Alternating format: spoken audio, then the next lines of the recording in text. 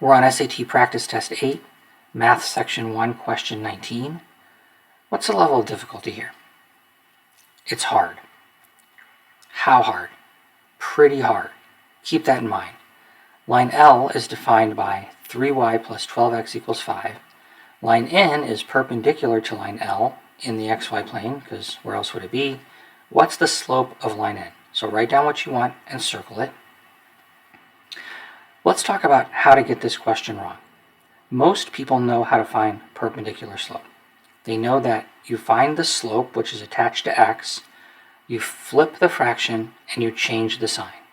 So most people are going to say, okay, man, hey, that's 12. That's attached to x. I'm going to flip the fraction, and I'm going to change the sign. Guys, this is one-stop math. One-stop math is going to be right on easy SAT questions, but there's no way it's going to be right on hard SAT questions. There must be more going on. What else is going on? Well, the line equation looks like this in SAT land. Does this equation look exactly like this equation? It does not. So we're going to have to manipulate it. The y is in the right place. The x is not. We've got to move it across the equal sign. It's going to change signs. This plus 5 part doesn't really matter. We're looking for the slope. Now, here's how most people are going to get it wrong again, right?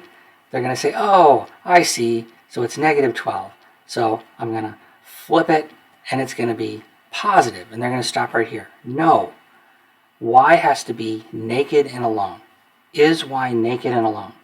It's not. So you got to make it naked and alone. You got to divide every term by 3. Y equals negative 4x, and we're just looking for slope, so this part doesn't matter. Now, the slope, m, is negative 4. Now, after some steps, we can flip it and change the sign. And here is your answer. Notice that hard questions take some work, and they're tricky. Be careful, get it right, move on.